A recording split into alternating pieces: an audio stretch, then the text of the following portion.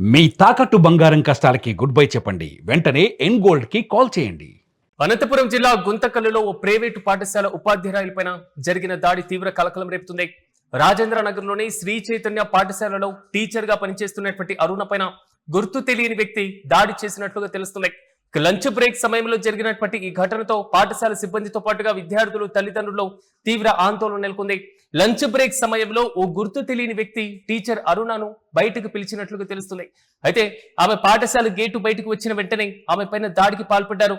ఈ దాడిలో అరుణ తీవ్రంగా గాయపడినట్లుగా సమాచారం. ఆమె పరిస్థితి విషమంగా ఉండడంతో వెంటనే హాస్పిటల్ కి తరలించి చికిత్సను అందిస్తున్నారు.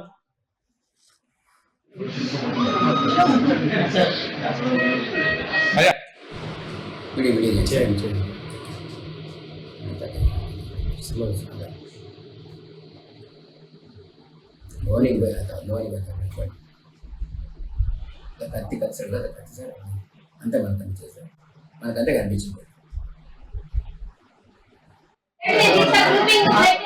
ఇక ఇదే అంశంపై మరింత సమాచారం మా ప్రతినిధి రసూల్ అడిగి తెలుసుకుందాం. రసూల్ చెప్పండి, అనంతపురం జిల్లా గుంతకల్లులో టీచర్ పైన దాడికి సంబంధించి పూర్తి డీటెయిల్స్ ఏంటి?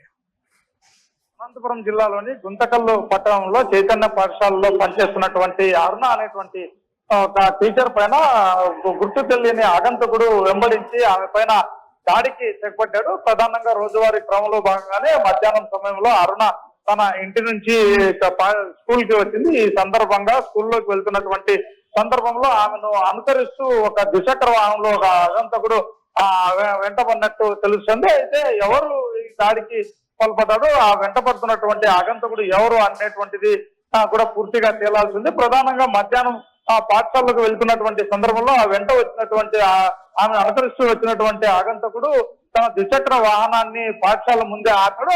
అదే సమయంలోనే ఆమె అరుణ పాఠశాలలో కూడా వెళ్ళినటువంటి పరిస్థితి. అయితే వెళ్ళినటువంటి ఆమెను వెంబడిస్తూనే వెళ్ళినటువంటి పరిస్థితిలో అతన్ని గుర్తించినట్టు కూడా దీన్ని బట్టి తెలుస్తుంది. సో వెంటనే అరుణ పాఠశాలలో నుంచి కూడా గేటు దాటుకుని బయటకు వచ్చినటువంటి పరిస్థితి. ఇలాంటి నేపథ్యంలో అతను కూడా ఆమెని అనుకరిస్తూ మళ్ళీ వెంబడిస్తూ వెంట వచ్చాడు. బయటకు వెళ్ళిన తర్వాత చాలా వేగంగా ద్విచక్ర వాహనంలో నుంచి ఏదో తన చేతిలో నుంచి వాహనంలో తన చేతికి తీసుకుని వెళ్తున్నట్టు కూడా స్పష్టంగా ఒక సీసీ కెమెరాలో రికార్డ్ అయినటువంటి వీడియో ద్వారా తెలుస్తుంది. ఇలాంటి నేపథ్యంలో దాడికి ఏదైతే ఆమె అరుణ పరిగెత్తి పాఠశాల బయటకు వచ్చిందో అయినప్పటికీ అసలు కారణం ఏంటి? దాడి చేయడానికి ఇంత దారుణంగా దాడి చేసేటువంటి ప్రవర్తనకు రీజన్ ఏంటి? దీనిపైన వారి కుటుంబ సభ్యులు ఏమైనా అనుమానం వ్యక్తం చేస్తున్నారా? దానికి సంబంధించిన డీటెయిల్స్. అయితే సిరాజ్, ప్రధానంగా అరుణ గతంలో కొంత అనారోగ్య కారణాల వల్ల ఒక ప్రైవేట్ వైద్యుడు శ్రీనివాసులు అనేటువంటి వైద్యుడు వద్ద ఆమె ఒక ట్రీట్మెంట్ తీసుకున్నట్టు తెలుస్తుంది. ఈ నేపథ్యంలోనే శ్రీనివాసులు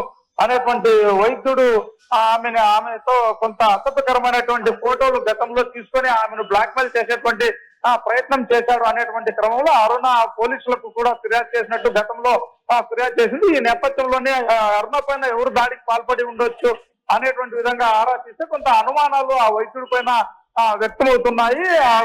ప్రధానంగా వైద్యుడు ఏదైతే ట్రీట్మెంట్ ఇచ్చాడో ఈ సందర్భంగా కొంత చనువుగా వ్యవహరించడము, ఇలాంటి నేపథ్యంలో తీసుకున్నటువంటి ఫోటోల ఆధారంగా ఆమెను బ్లాక్మెయిల్ చేసేటువంటి ప్రయత్నం చేశాడు. అతను ఆయుర్వేదిక్ వైద్యుడిగా కూడా తెలుస్తుంది. అయితే అతన్ని దాడికి పాల్పడ్డాడు అనేటువంటి విధంగా కూడా అక్కడ ఉన్నటువంటి ఆగంతకుడు ఎవరైతే వెంబడించాడో ఆ విధంగా ఆ కత్తితో తీవ్రంగా దాడికి తెగపడ్డాడో అతన్ని శ్రీనివాసులు అనేటువంటి విధంగా కూడా అనుమానాలు వ్యక్తమవుతున్నటువంటి నేపథ్యంలో అరుణ ఆరోగ్య పరిస్థితి ఏ విధంగా ఉంది? ఎలాంటి వైద్య సహాయాన్ని అందిస్తున్నారు?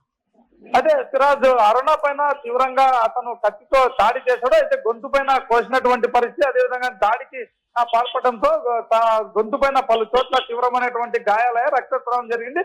దీంతో ఆమెను స్థానికులు అదేవిధంగా పోలీసులు ఉటన గుంతకల్లోని ప్రభుత్వ ఆసుపత్రికి తరలించారు. ప్రస్తుతం వైద్య చికిత్సలు అందిస్తున్నటువంటి పరిస్థితి. అయితే పరిస్థితి మాత్రం కొంత విషమంగా ఉందనేటువంటి విధంగా కూడా వైద్యులు చెప్తున్నటువంటి పరిస్థితి. ఎందుకంటే పలు చోట్ల మెడపైన తీవ్రంగా గొంతు పైన దాడి చేయడంతో తీవ్ర రక్తస్రావం కూడా జరిగినట్టు తెలుస్తుంది. ఆమె కూడా మాట్లాడలేనటువంటి పరిస్థితి కనిపిస్తుంది స్పష్టంగా. అయితే ఎవరు దాడి చేశారు, ఎందుకు దాడి చేశారు అనేటువంటి వివరాల్లో పూర్తిగా పోలీసులు అయితే కేసు నమోదు చేసుకొని దర్యాప్తు చేస్తున్నటువంటి పరిస్థితి. ఇలాంటి నేపథ్యంలో అదే దాడికి పాల్గొన్నటువంటి వ్యక్తి శ్రీనివాసులే అనేటువంటి ఒక నిర్ధారణ కూడా పోలీసులు వస్తున్నట్టు తెలుస్తుంది. Right Rasool, thank you. Anantapuram జిల్లా గుంతకల్లులో ఓ ప్రైవేటు పాఠశాల టీచర్ పైన జరిగినటువంటి దాడికి సంబంధించిన విజువల్స్ ను మనం చూస్తున్నాం. రాజేంద్ర నగర్ లో ఉన్నటువంటి శ్రీ చైతన్య పాఠశాలలో టీచర్ గా పనిచేస్తున్నారు అరుణ. అయితే గుర్తు తెలియని వ్యక్తి దాడి చేసినట్లుగా సమాచారం.